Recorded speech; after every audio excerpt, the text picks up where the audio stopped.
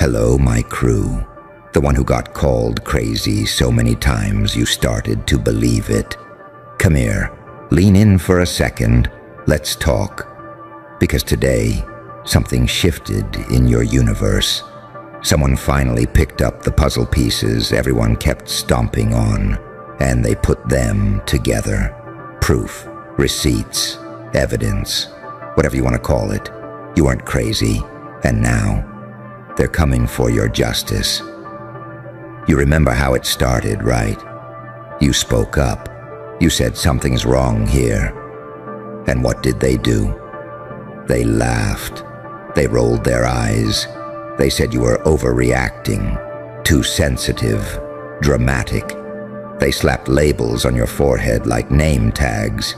Paranoid, unstable, bitter.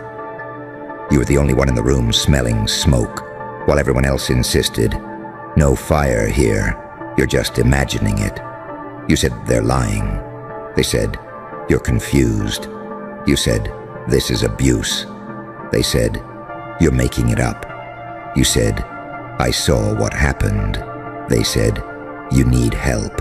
And little by little, that's the part that really hurts, isn't it? You started to wonder, wait, am I crazy? You replayed every conversation at 3 a.m. You stared at the ceiling, rewriting history in your head, trying to figure out where you went wrong. You wrote paragraphs you never sent. You typed, deleted, typed again. You cried in bathrooms so nobody would see. You practiced being chill, being less much, being smaller, just to survive another day around people who built their comfort on top of your doubt. They were building a whole mansion on your silence. And here's the sick part. They didn't just ignore you. They performed innocence. They put on that I care about you face. They told others, I'm really worried about them. They're not okay mentally.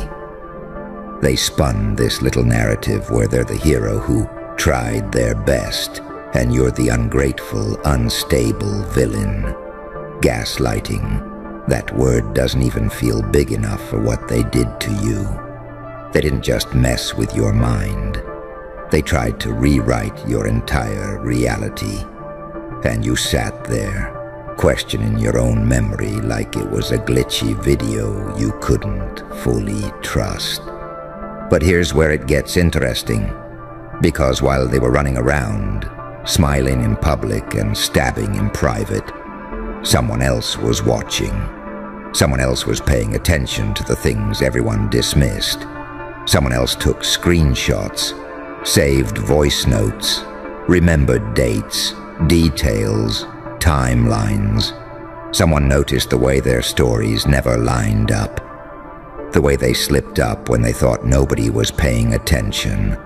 The way your version stayed consistent, even when you were shaking, even when you were exhausted, even when you had every reason to just shut up and move on. And that person, yeah, that someone, they finally said, no, they're not crazy.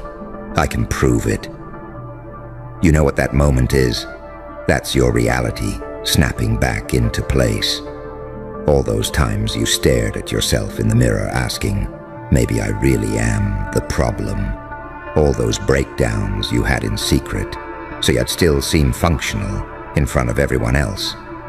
That moment just walked in the room like, nope, you were right. They were wrong.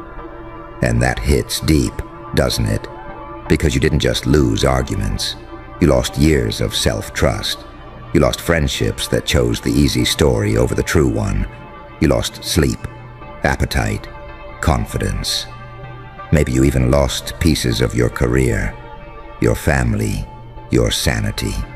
You swallowed so much disrespect just to keep the peace that it started to taste normal. Let me ask you something ugly. How many times did you apologize for things that weren't your fault? How many times did you text, I'm sorry if I misunderstood, when deep down, you knew you didn't misunderstand a damn thing? How many times did you walk away from a conversation thinking, why does it always end with me feeling like the villain? You bent yourself into origami just to fit inside their version of events. You made your truth smaller, softer, quieter, so you wouldn't cause drama. But here's the punchline. They were the ones writing the script. You were just trying to survive inside it. And now the script is cracked wide open. There's video, there's audio, there are messages, there's documentation, there are witnesses, there's a timeline that only makes sense if you were right from the start. You know what that means? That crazy label. It was never yours to carry. They stapled it onto you because that was easier than looking in the mirror. So listen to me, because this part is important. You weren't crazy. You were early. You saw the problem before everyone else wanted to admit it existed. You saw the cracks in their halo. You saw the monster behind their smile. You weren't unstable. You were awake. And awake people are dangerous in a world that runs on lies. Now there's someone with evidence. Someone who's not just shrugging and saying, that's messed up. Someone who's saying, I'm willing to go all the way with this. I'm willing to stand next to you. I'm willing to fight. Do you understand how rare that is? Most people see injustice and go, damn, that's crazy. Scroll, swipe, move on. But this one stayed. This one collected proof. This one chose you over convenience. They're not just showing up with words. They're showing up with receipts. And now they're coming for your justice. But here's the twist. Justice isn't just them getting caught. Justice isn't just some legal outcome or public exposure. Justice starts inside you, because for so long, you internalized their version of you. The too much, the overdramatic, the broken one, the unstable one. So even if the whole world suddenly says, wow, you were right, if you don't update that story in your own head, you'll still walk around like the accused. But you're not on trial anymore. You're the witness. You're the survivor. You're the one who made it through the psychological war zone and still remembers what actually happened. You're not the villain in this narrative. You're the glitch in their script that refused to be edited out. Let's talk about that rage boiling in your chest, though, because I know it's there. The part of you that thinks, greater than if this proof existed all along. Greater than why did I have to go through all that alone? Where was this person when you cried yourself to sleep? Where was this evidence when you were getting side-eyed and whispered about? Where was justice when your name was getting dragged while theirs stayed clean? It's okay to feel angry about that. That's not you being negative. That's your nervous system finally realizing I wasn't the broken one. Something was done to me. You have every right to be furious, but don't let that fury eat you from the inside. Aim it, point it, use it. That rage, that's energy. And energy can either explode randomly or be focused like a laser. This is where the Joker part comes in, yeah? Because the world expects you to just take the apology, take the oh wow you were right, and calmly move on like nothing happened. Smile. Be gracious. Be the bigger person. Shake hands. Accept the half-hearted "we didn't know" from people who never bothered to ask. But you're not going back to playing that polite little role. You're not going back into the box they buried you in. You're not interested in being the quiet, tidy version of yourself who doesn't make anyone uncomfortable. You've seen too much to go back to small. You know what happens when proof finally lands on the table? all their little stories start to fall apart. The lies don't line up. The masks crack.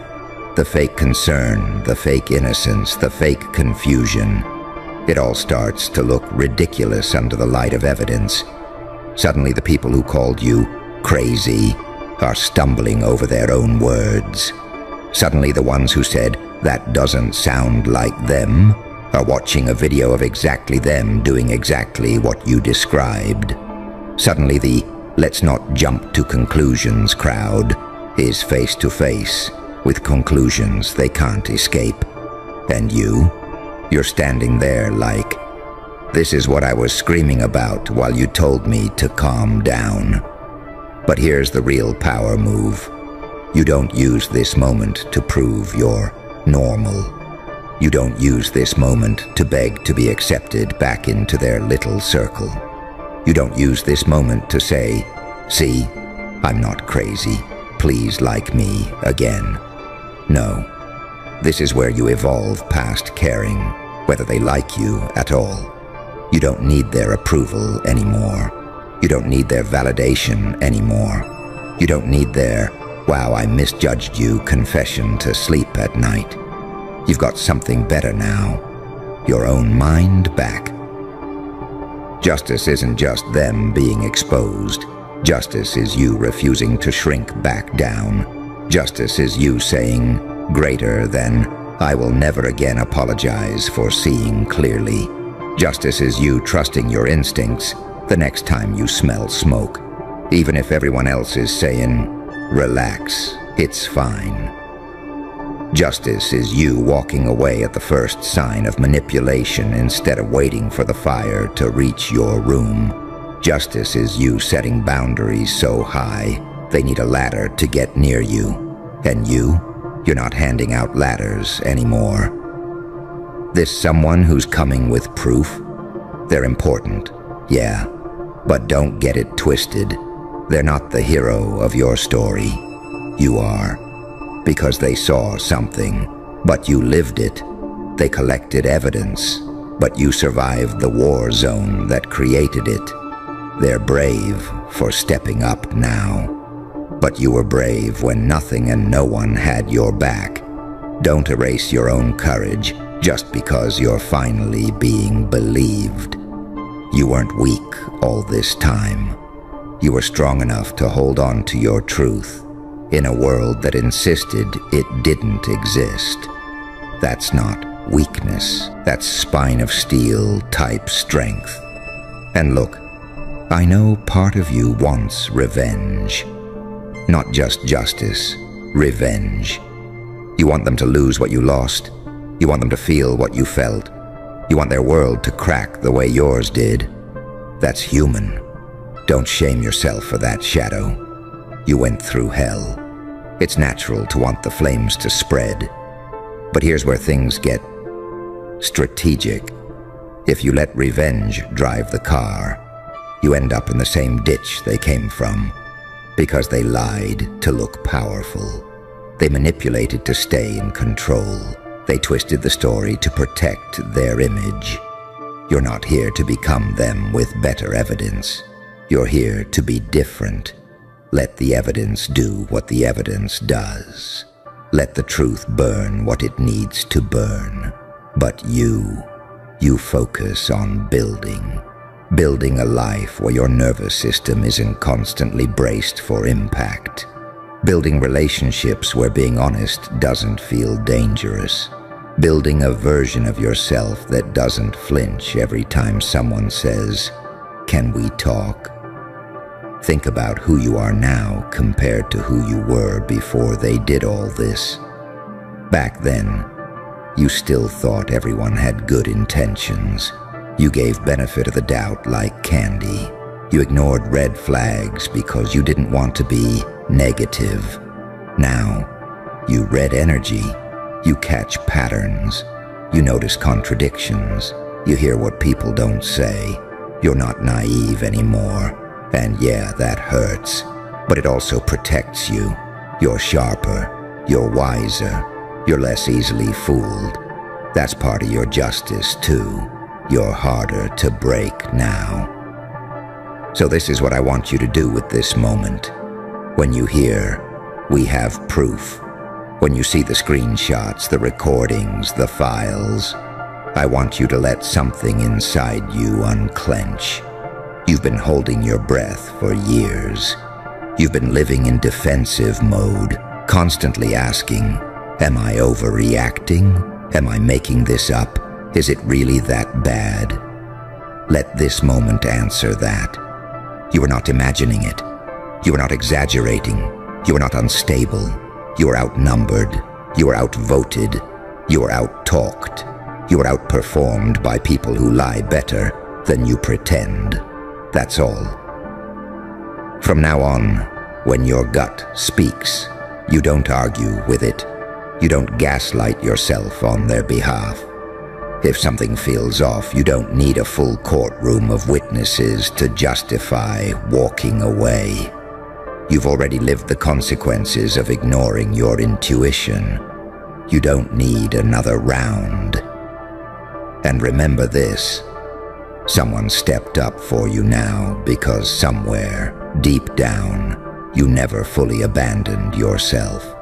You may have doubted, you may have broken down, you may have gone quiet, but you never completely erased your truth.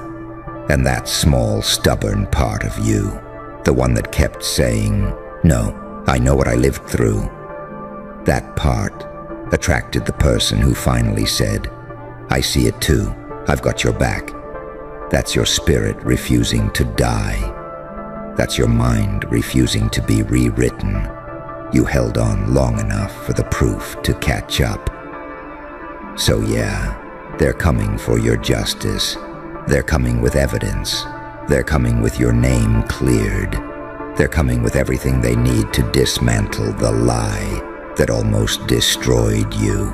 But you're coming for something bigger. You're coming for your power, your voice, your self-respect, your peace. You're coming for a life where you don't twist yourself into knots, trying to be believable to people who are committed to misunderstanding you. You're not here to convince anyone anymore.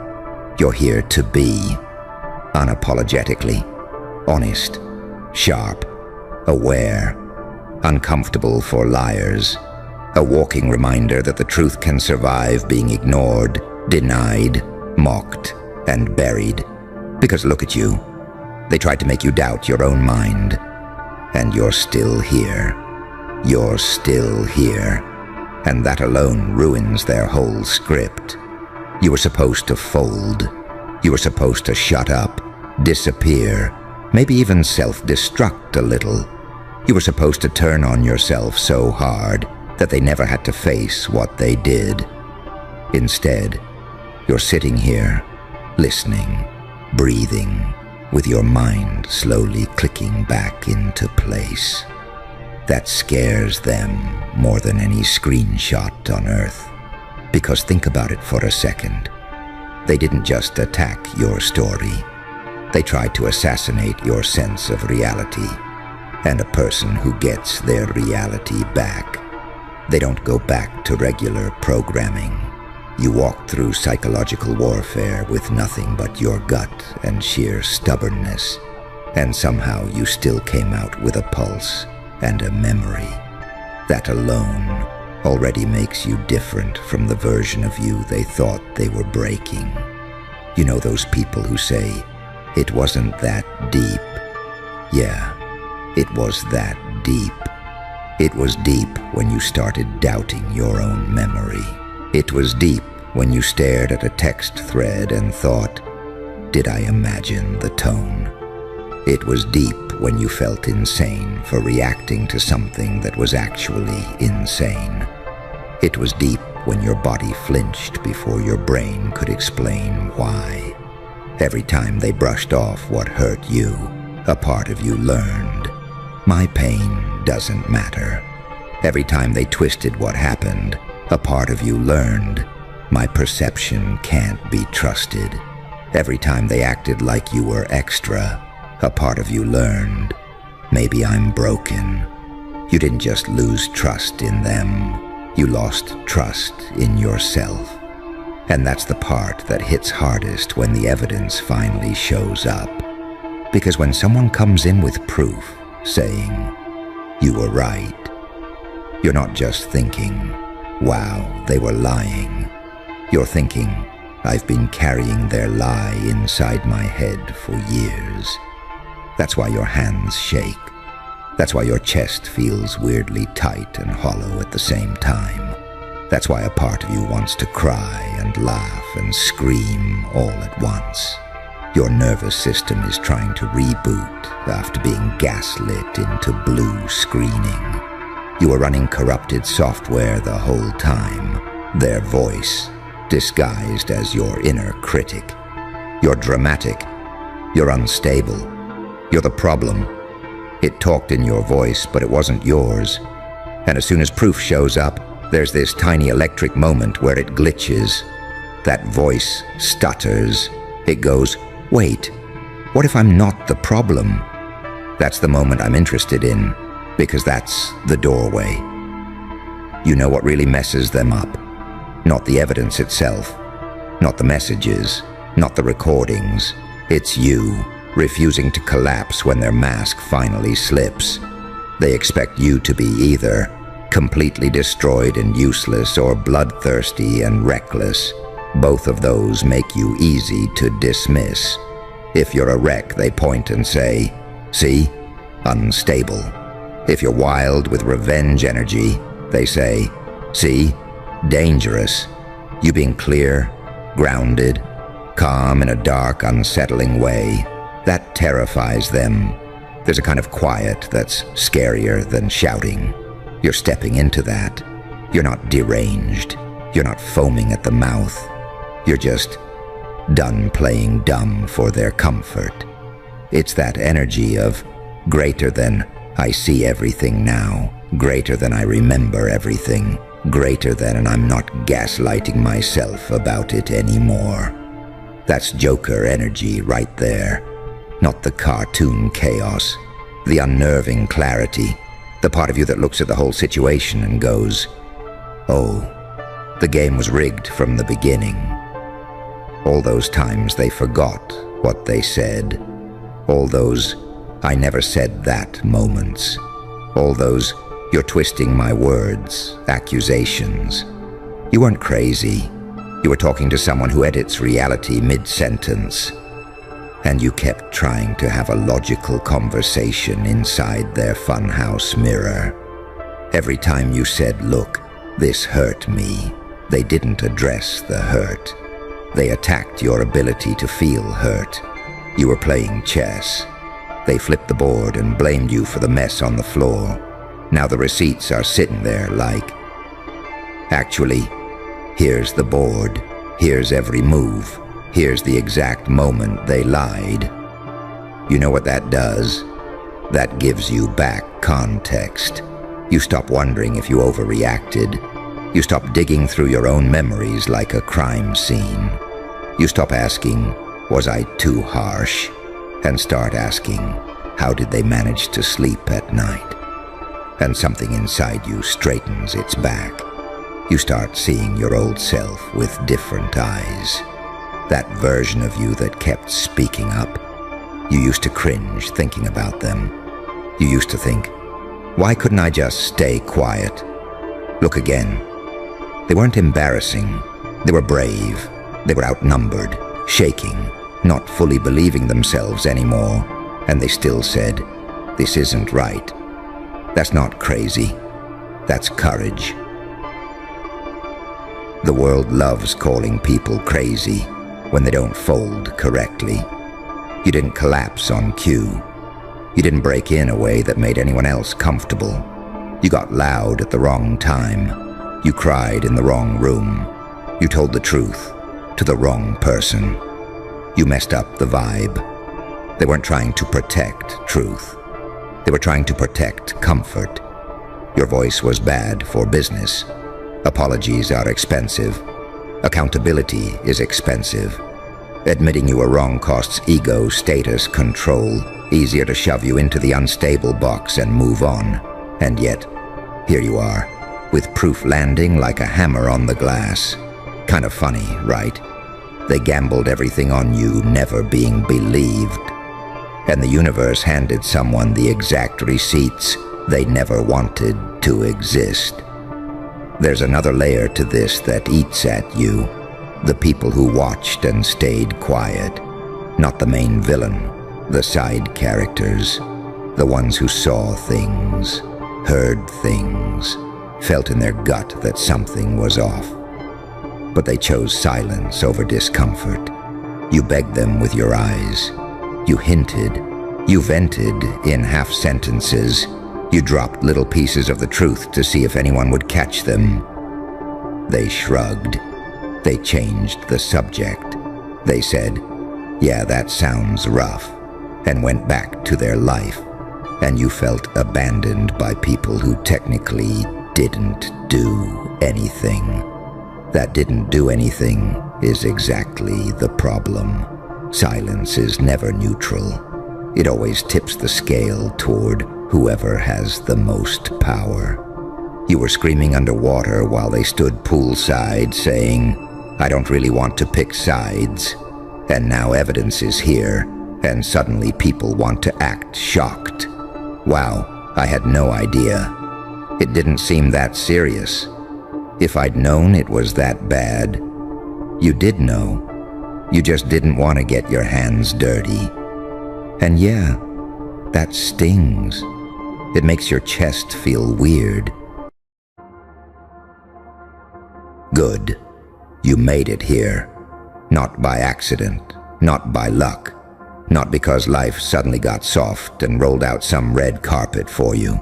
No. You made it here because some part of you is still awake. Some part of you still feels the sting, still remembers the lie, still hears the silence after the truth came out, still feels that cold little shift in the room when the person who knew everything finally said it. And then everybody looked at you like you were invisible. Like you were a glitch, like your pain was bad for the aesthetic, like your existence was inconvenient. That kind of betrayal hits different, doesn't it?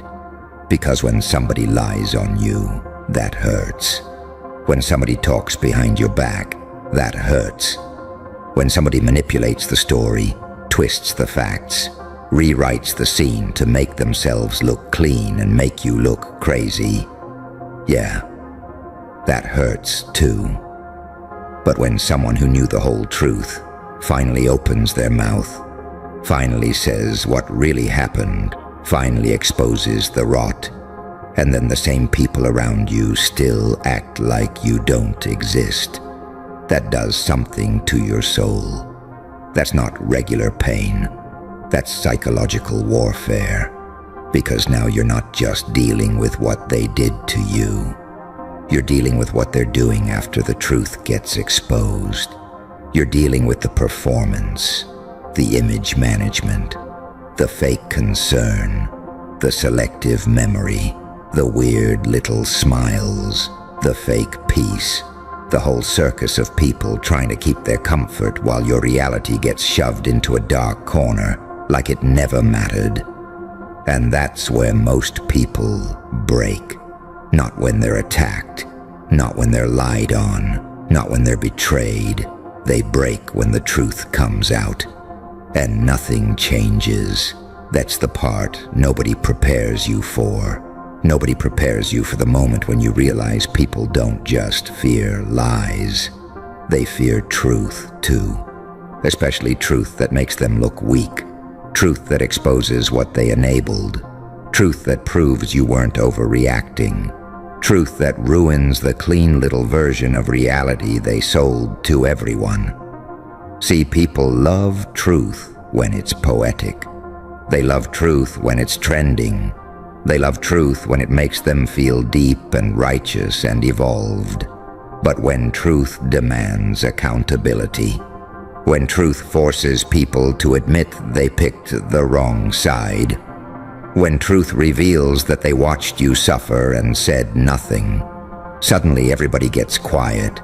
Suddenly everybody gets confused. Suddenly nobody remembers. You know why? Because your existence is evidence. That's why they're acting like you don't exist. You're not being ignored because you're weak. You're being ignored because your presence is loud. You are proof. Proof that the mask slipped. Proof that the damage was real.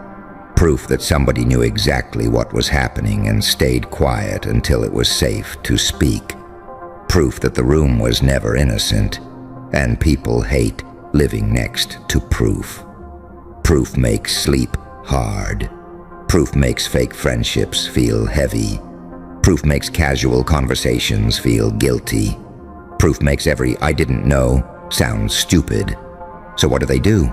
They erase, they minimize, they rebrand, they move on too fast. They start posting peace quotes.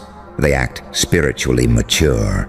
They say weird things like, "Let's not live in the past," when the past is still bleeding into your present. They tell you to heal in silence because your honesty makes them itch. They call your memory bitterness because they need language that protects them from your clarity. And let me tell you something you need to hear deep in your chest. You are not hard to love because you remember. You are not broken because you still feel it. You are not dramatic because it changed you.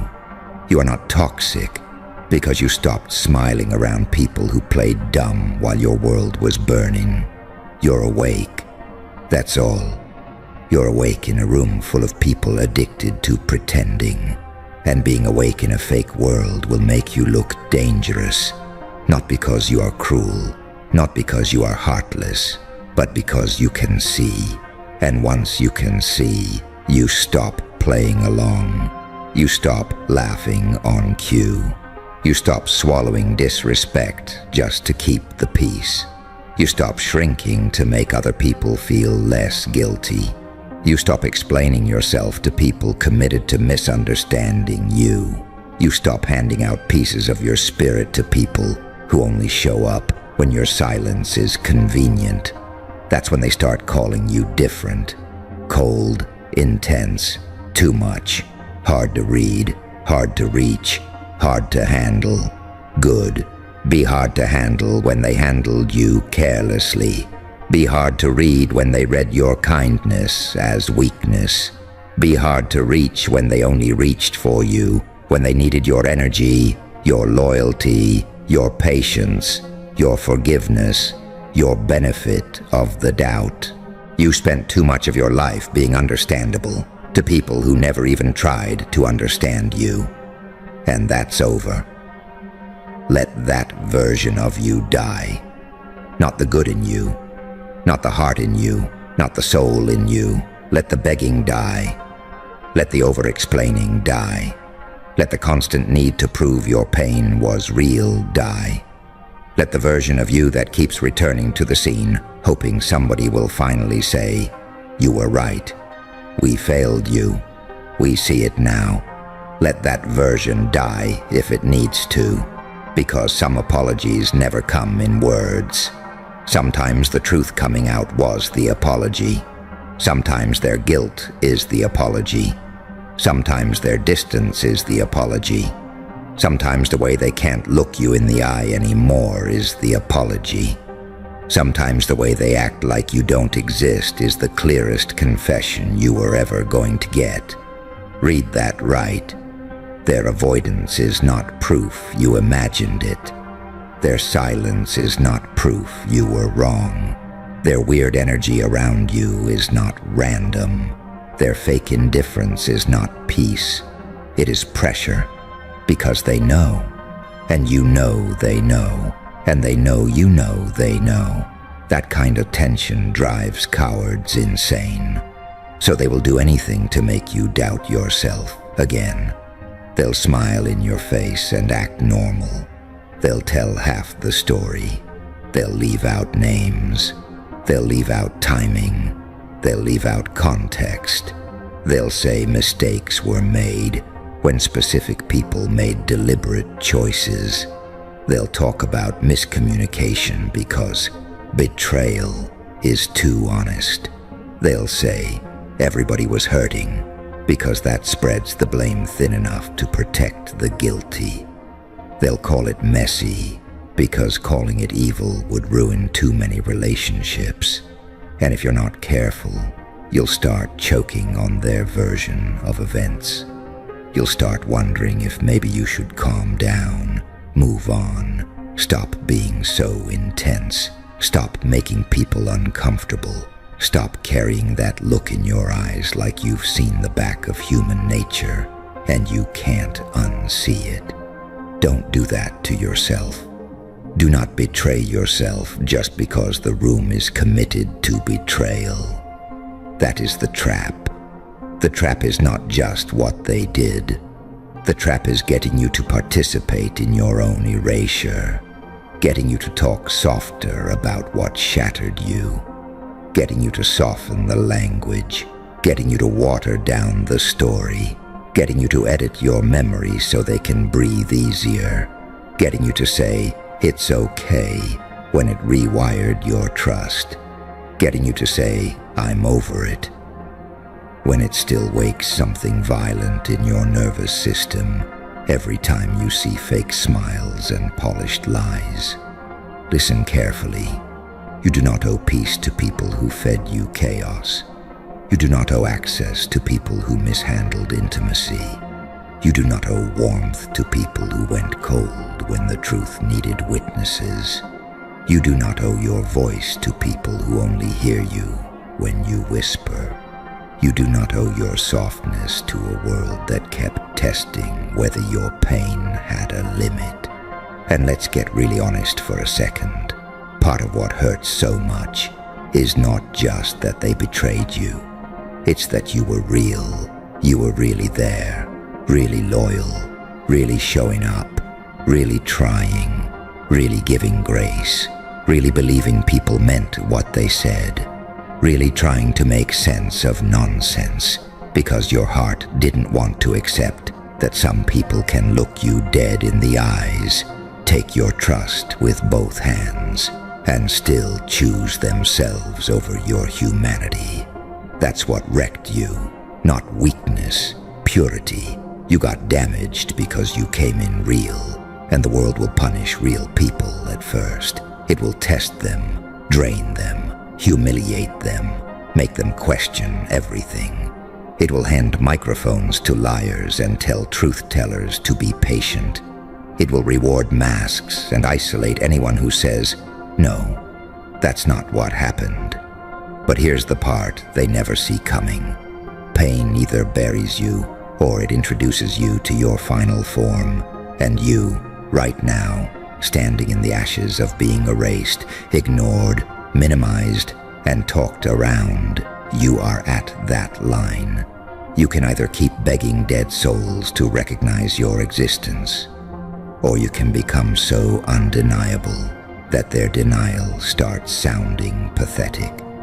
You can keep staring at the people who turned away, or you can turn inward and build something so solid that nobody gets to define you by what they refused to acknowledge. You can keep trying to resurrect old loyalty, or you can become the kind of force that no longer needs permission to rise. That's the shift. That's the switch.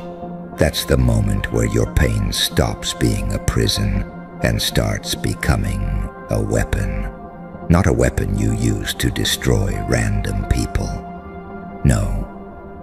A weapon you use to cut illusions, to sever weak attachments, to stop crawling back to people who already showed you their ceiling, to stop romanticizing broken dynamics just because there were a few good moments mixed in with the disrespect, to stop chasing closure from people whose entire personality is avoiding consequences. Closure is not always a conversation. Sometimes closure is the day you stop caring whether they understand what they lost. Sometimes closure is discipline, waking up when you don't feel like it, working when your chest is heavy, building when your confidence is bruised, learning when your mind is tired, walking away when every trauma in you wants to stay and fix it, keeping your standards high, even when loneliness whispers that being chosen badly is better than being alone powerfully. That whisper is a liar. Loneliness never destroyed you the way fake love did. Silence never played with your mind the way mixed signals did. Solitude never made you feel crazy the way betrayal did. You need to remember that. Being alone is not the worst thing. Being surrounded by people who need you invisible is worse. Being with people who only tolerate you when you stay quiet is worse. Being loved conditionally is worse. Being remembered only when your usefulness is needed is worse. Being included only when your truth is edited is worse. So stop fearing the clean cut. Some exits feel brutal because your soul knows it should have happened sooner. And when you leave, really leave. Don't leave physically and stay emotionally. Don't block them and still worship the memory. Don't distance yourself and still rehearse imaginary conversations in your head where they finally become the person you needed. Don't call it healing if you're still secretly hoping they transform. See people as they are, not as they could be, not as they were on their best day, not as they might become if life humbles them. As they are. That one skill alone will save you years, because the truth is, a lot of people don't want connection. They want access. They don't want honesty. They want optics. They don't want peace. They want control. They don't want love. They want someone loyal enough to survive their disrespect without leaving. And when you stop surviving it, they call you the villain. Wear it if you have to. Every person who escaped a toxic system got called difficult by the people benefiting from their silence. Every person who broke a manipulative cycle got labeled selfish by the ones losing control. Every person who refused to stay easy to consume got called arrogant by those who were used to unlimited access. Let them talk. Their language is not law. Their version is not reality. Their discomfort is not your responsibility. And don't miss the beauty in this dark little turning point you're standing in. You finally see what people do when truth becomes expensive. That knowledge is worth blood, because now you know who folds under pressure. Now you know who performs support, but disappears when it matters. Now you know who only speaks once it's socially safe. Now you know who watched the damage and calculated their own image first. Now you know who only stands near the truth when there's applause attached to it. That is sacred information. Don't waste it by going back blind. Take that information and sharpen your standards. Sharpen your attention. Sharpen your boundaries. Sharpen your routines. Sharpen your instinct. Sharpen your life until the version of you they erased becomes the version of you they can never touch again. And yes, it's going to feel brutal, because growth after betrayal is ugly before it's powerful. There will be nights when your mind spins, mornings when your body feels like lead, moments when a random song, smell, phrase, or memory will yank you back into the ache. Moments when you'll wonder if all this toughness is making you less human. It's not. You are not becoming less human. You are becoming less available to disrespect. Huge difference. You are not losing your heart. You are learning where not to place it. You are not becoming bitter. You are becoming accurate. You are not becoming cruel. You are becoming selective. That's maturity in a world that worships performance and punishes discernment. And one more thing. Do not underestimate what happens when a person like you stops waiting to be seen and starts building anyway. That is terrifying to the people who dismissed you, because as long as you were begging to be recognized, you were still orbiting them, still tied to their reaction, still trapped in their gravity. But the second you start moving without needing their validation, the second you stop checking whether they noticed your absence, the second you stop performing your pain for people who already chose not to care, your energy changes. Now you're dangerous. Now you're no longer a wound walking around asking to be understood. Now you're a creator, a builder, a force, a presence, a storm with discipline, a survivor with taste, a mind that learned the pattern, a soul that got dragged through hell and came back with better eyesight. That kind of transformation cannot be ignored forever. They may pretend not to see you now. They may act casual now. They may scroll past your name now. They may talk around your impact now.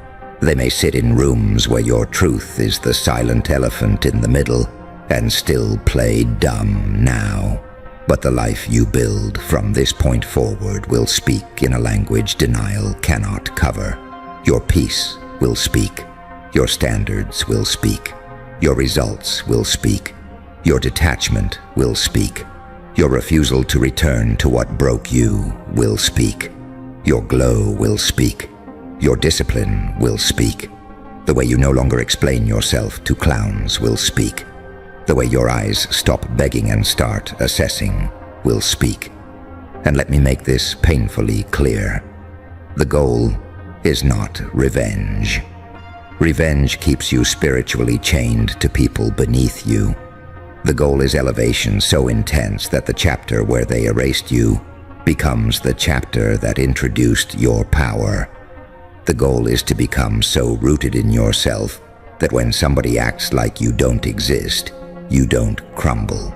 You smirk, because you know what they're really saying is this: you remind me of what I did.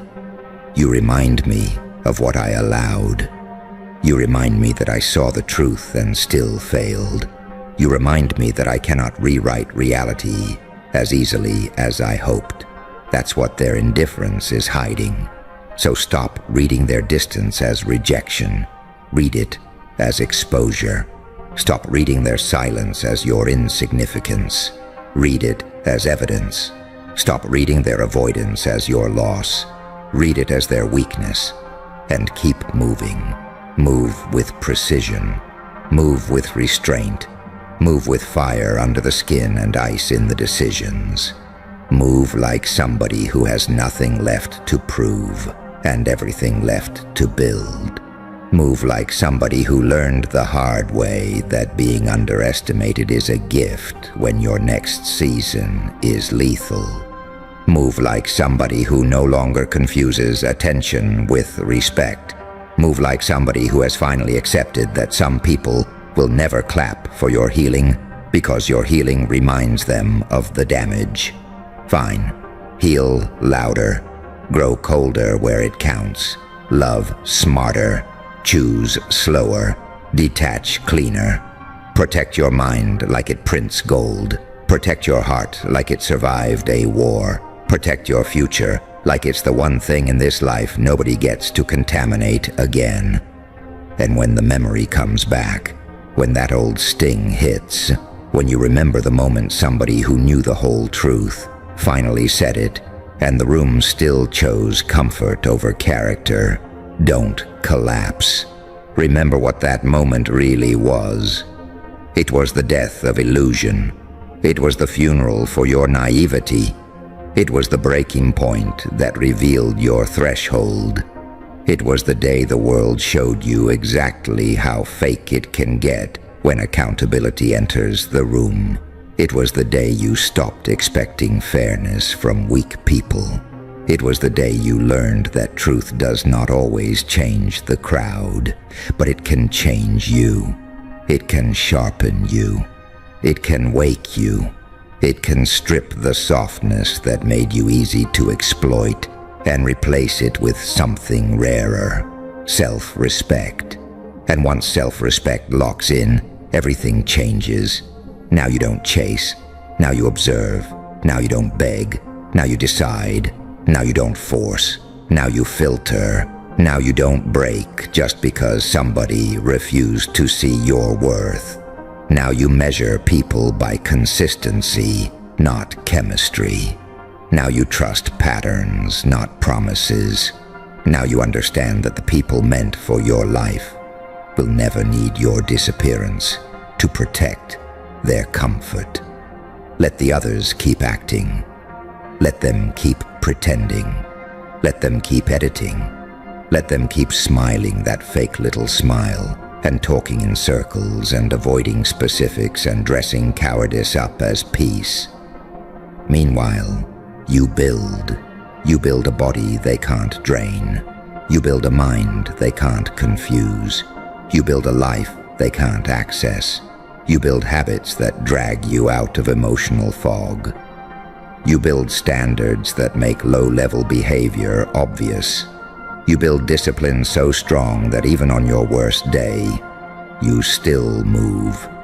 You build faith in yourself so deep that being overlooked no longer feels like death. You build such a powerful relationship with your own truth that no crowd, no silence, no fake narrative, no strategic forgetting can take your name out of your own mouth ever again. That is how you win this.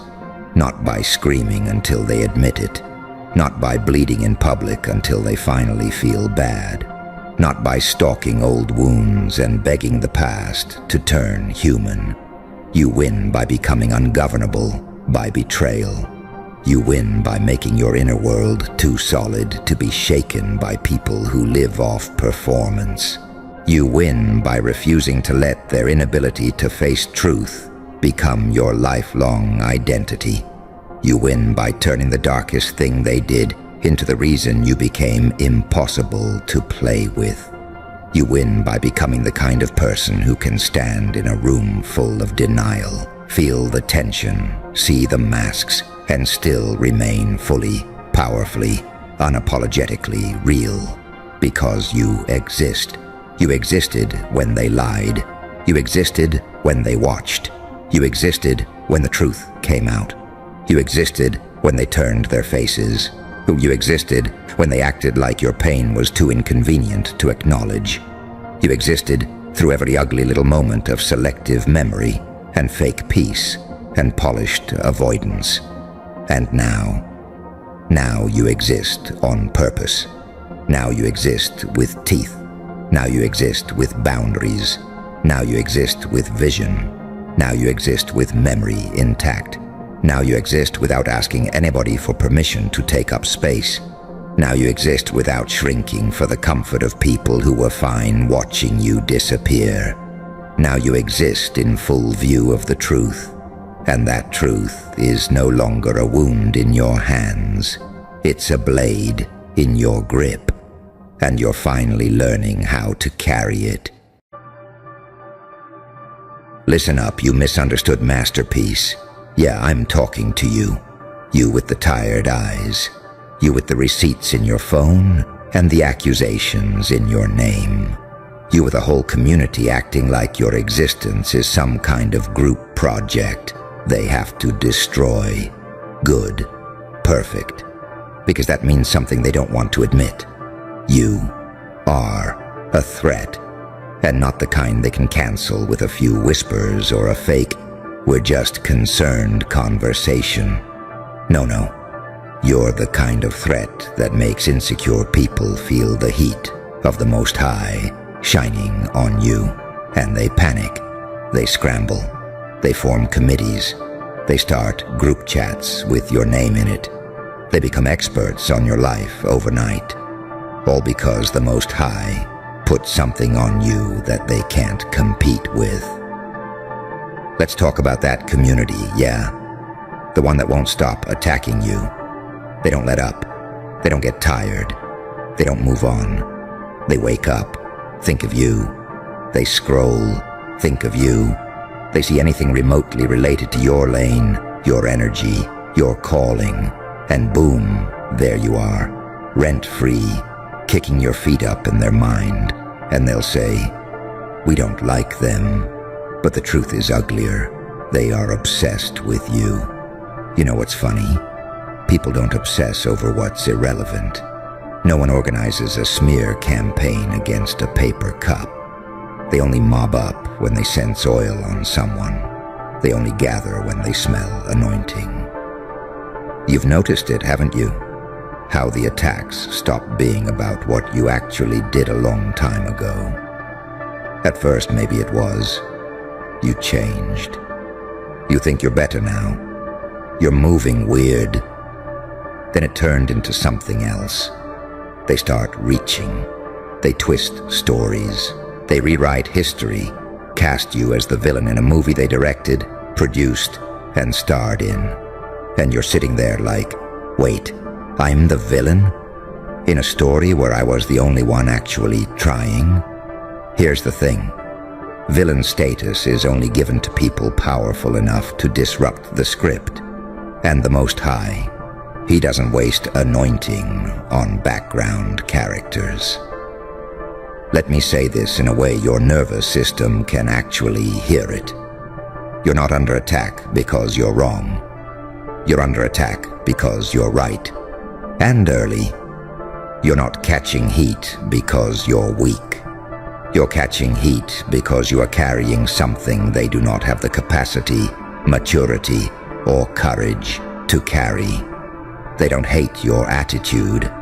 They hate the evidence of God's hand on you. They don't hate your tone. They hate that no matter how they talk about you, you're still protected. They don't hate your choices. They hate that the Most High keeps giving you grace in spite of your mistakes, while they're stuck polishing their image and still feeling empty. Let's be real for a second. You felt it, right? That deep, heavy, why me feeling. You sit there some days, scrolling, replaying conversations, thinking, if I'm so anointed, why does it hurt this much? If I'm chosen, why do I feel abandoned? If the Most High is for me, why does it look like everyone else is winning while I'm getting dragged? You think being anointed means you get a cute little highlight reel and applause. No. Being anointed means you become the lesson plan. Your life becomes the classroom where the Most High teaches everyone around you who He is, how He moves, and what happens when people mishandle what He's chosen. And right now, they're in class. They just don't know it yet. Pay attention to the pattern. First they laugh at you, then they question you, then they isolate you, then they attack you, then slowly they start using your language. They start copying your ideas. They start walking in the very direction they mocked you for taking. And they don't apologize. They don't circle back. They just quietly shift, hoping you don't notice. But the Most High noticed. He watched every eye roll, every group chat, every fake pray for them message that was really just gossip with a religious filter on it. Every time they weaponized your vulnerability, every time they called you crazy when you were just waking up, you thought God was silent. He was documenting. Let's zoom in on you for a second, because it's easy to talk about them and skip over what's happening inside you. You're exhausted, not just physically, soul tired. You've questioned your sanity. You've questioned your faith. You've questioned if you're the problem. You've sat there trying to reverse engineer yourself. Maybe if I talk softer. Maybe if I shrink a little more. Maybe if I don't shine so bright. Maybe if I make myself more palatable, more digestible, more, less. And still, what happens? They come. They still come. They still nitpick. They still twist. They still project. Because it was never about you being too much. It was always about you being too called. Let me tell you something harsh but necessary. If you keep editing yourself to please people who are committed to misunderstanding you, you're not being humble. You're being disobedient. Disobedient to what the Most High put inside you. Disobedient to the mission on your name. Disobedient to the version of you that's supposed to stand up, not keep apologizing for existing.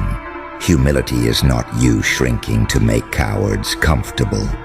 Humility is you admitting, yeah, I'm anointed, and I didn't give that to myself. The Most High did. It's not arrogance to recognize the oil on your life. It's arrogance to pretend it's not there just so insecure people can stop feeling triggered. You want to know why that community won't stop attacking you? Here's the punchline. Because they can see where you're going before you can. Spirit recognizes spirit, even when the heart is rotten. There's a part of them that can feel your future, and it freaks them out. So they do the only thing frightened, powerless people know how to do. They team up. They point fingers. They create narratives. They mislabel you. They try to assassinate your character since they can't touch your calling. They think they're stopping you. They're actually advertising you. Every attack is a flyer. Every lie is a loudspeaker.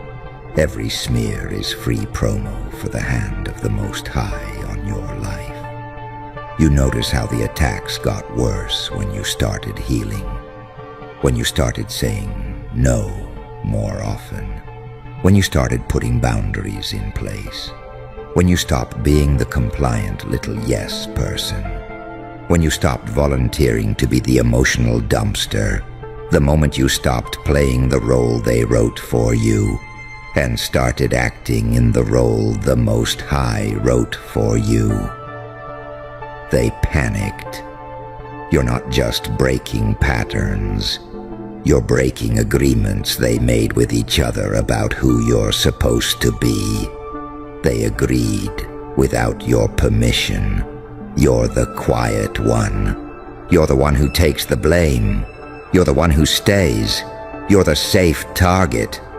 And then suddenly, you weren't. You started speaking up. You started distancing yourself. You started leveling up. You started listening to that whisper in your spirit instead of their noise. And the community said, "Oh no, we can't have that. Let's talk about the Most High," forcing them to see you're anointed. Because this is where it gets deliciously uncomfortable for them.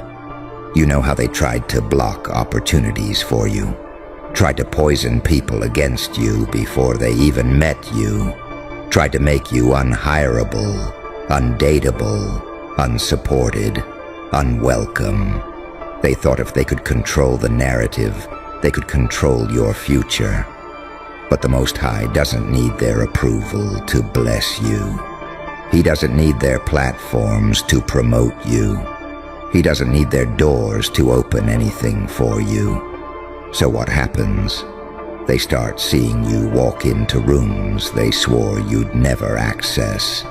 They see you connecting with people they tried to keep you away from. They see your name in spaces where they never even got an invitation, and they're confused, bewildered, angry even.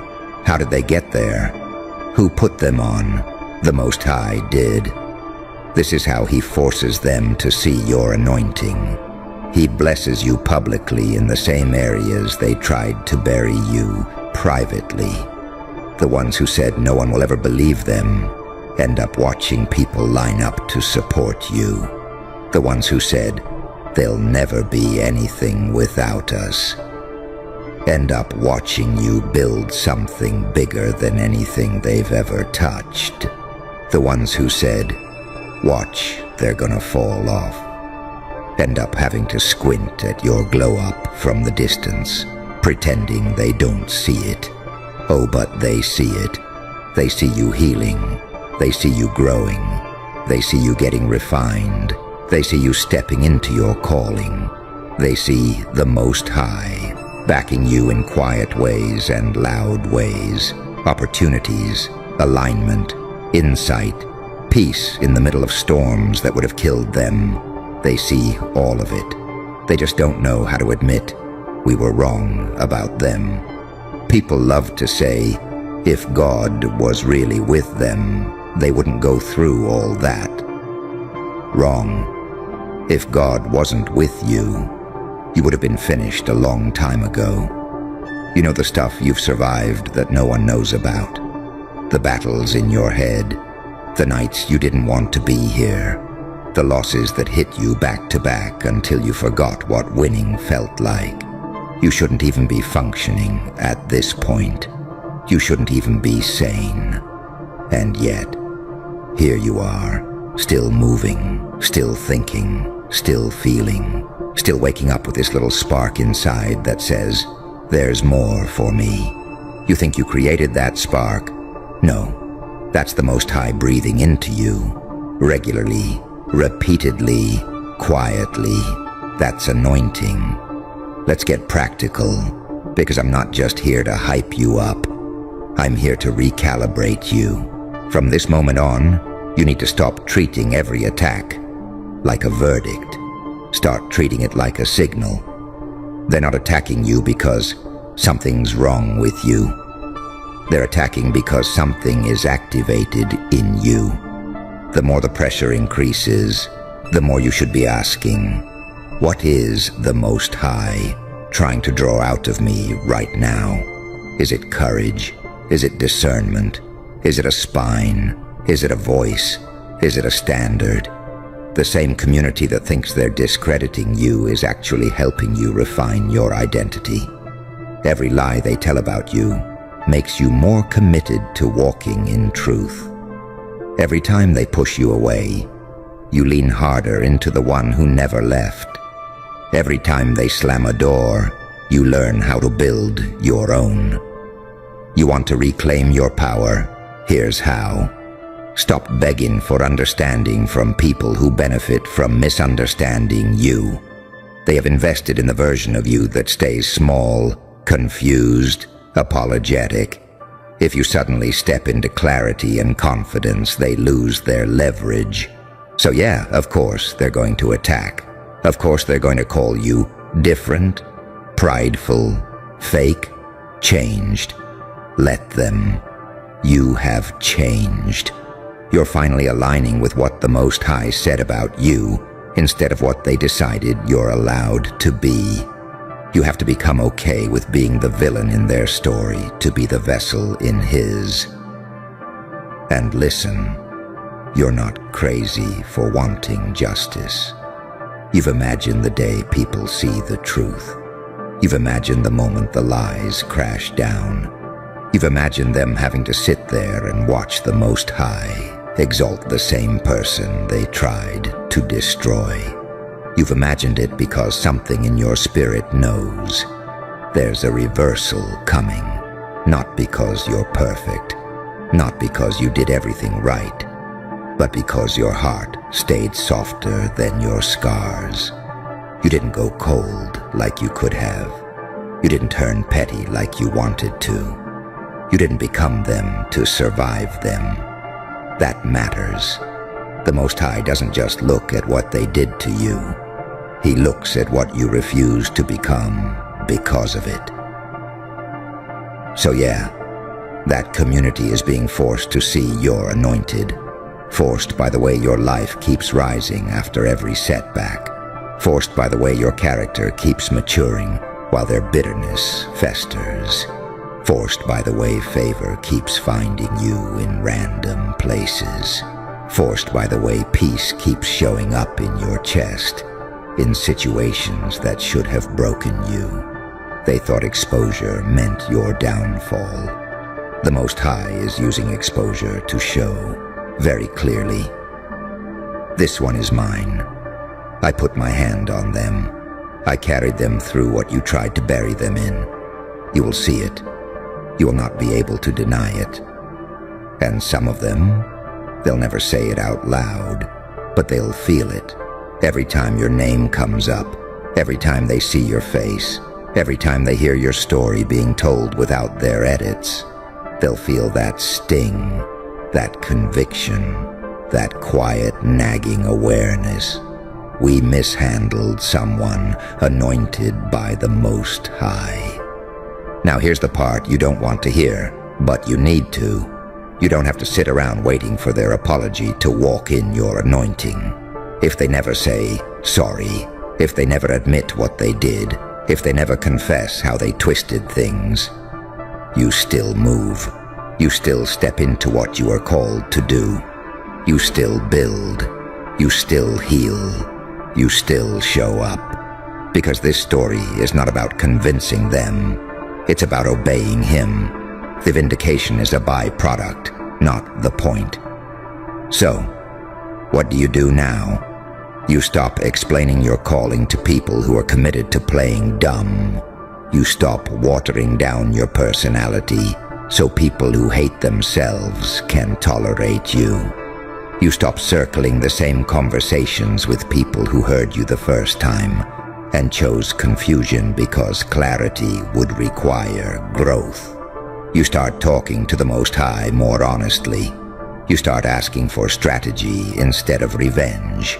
You start praying for alignment instead of validation. And you start behaving like someone who is actually anointed. Not perfect, not flawless, but surrendered, obedient, resilient. Someone who gets knocked down and instead of saying, "Why me?" starts saying, "Okay, what are you building in me with this?" You're not just going to survive this, you're going to outlast the narrative. The story they told about you won't age well. The version of you they passed around in whispers will expire. What won't expire is the evidence of the Most High's hand on your life. The fruit, the impact, the peace, the transformation, and that community, the one that wouldn't stop attacking you, they're going to have to sit front row and watch as the very thing they tried to crush becomes the thing the Most High uses to shine a light on who He is. Not because you're flawless, but because you're His. And whether they like it or not, they are being forced to see it. And that hits you on the inside in a way you don't even fully talk about, right? Because on one hand, yeah, you want them to see it. You want them to feel that sting, that realization. But on the other hand, you're sitting there like, all right, what am I supposed to do with all this? Anointing sounds cute on paper. In real life, it feels heavy. It feels like walking around with this invisible spotlight on you that you never asked for. People clock your every move. They misread your silence. They weaponize your honesty. You breathe wrong, and apparently it's a statement. You text late. You don't respond. You set a boundary. Suddenly you're acting brand new, disrespectful, cold, a snake, whatever fits their script that day. And yeah, you get mad. You'd be weird if you didn't.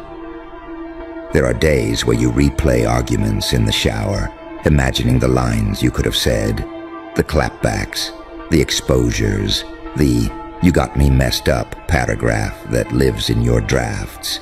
There's a version of you that wants to air it all out.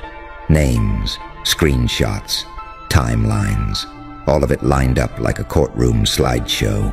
That urge in you is real. That fire is real. But your anointing is just as real. And that's where the tension is. The part of you that wants revenge is loud. The part of you that's chosen by the Most High is deeper. You could drag them.